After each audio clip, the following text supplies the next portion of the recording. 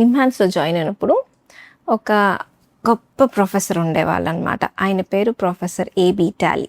చాలామందికి న్యూరాలజిస్ట్లకి ఆయన పేరు తెలుసు. ఆయన ఒకరోజు నాకు రౌండ్స్లో చెప్పారనమాట. ఏంటి అంటే 60 ఏళ్ళు దాటిన తర్వాత హ్యాపీగా ఇంకా రిటైర్ అయిపోతాము, పిల్లలు కూడా సెటిల్ అయిపోతారు, ఆ ఏజ్ కల్లా సెటిల్ అయిపోతారు కదా పిల్లలు. సో ఇంకా ఎంజాయ్ చేయాలి అని అనుకుంటారు. కాకపోతే ఆ వయసుకే రోగాలు స్టార్ట్ అయ్యి అప్పుడు హాస్పిటల్ చుట్టూ తిరుగుతుంటారు.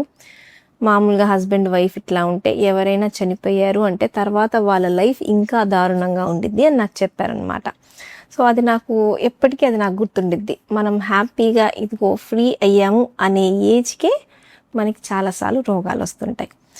ఇది ఎందుకు అంటే వయసుతో పాటే మనకి చాలా జబ్బులు వస్తాయి కాబట్టి ఇప్పుడు హార్ట్ కానీ బ్రెయిన్ కానీ రక్తనాళాలు కానీ ఇవన్నీ ఏజ్తో పాటు క్షీణిస్తూ ఉంటాయి.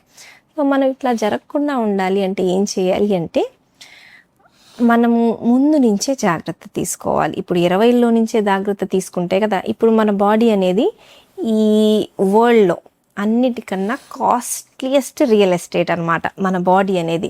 మనం ఒక చాలా ఖరీదైన ప్రాపర్టీకి ఎంత విలువ ఇస్తామో అంతకన్నా ఎక్కువ విలువ మన బాడీకి ఇవ్వాలి. సో దానికి ఇచ్చే టైము, దానికి ఇచ్చే డైట్, ఎక్సర్సైజెస్ ఇవన్నీ కూడా ప్రతిరోజు ఆ బాడీని మనం జాగ్రత్తగా చూసుకుంటే 60 తర్వాత కూడా బాగుంటాం, పిల్లలకి భారం అవ్వకుండా ఉంటాం.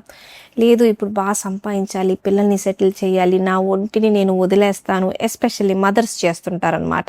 టైంకి తినకుండా పిల్లలు బాగుంటే చాలు, సెటిల్ అయిపోతే చాలు, ఇవన్నీ తర్వాత చూసుకుంటా అని. కానీ ఆ తర్వాత అనేది మనకి రాదు. మనం ఈ రోజు నుంచే మన బాడీకి కూడా అన్నిటికీ ఎంత టైం ఇస్తామో బాడీకి కూడా అంతే టైం ఇవ్వాలి అన్నట్టు.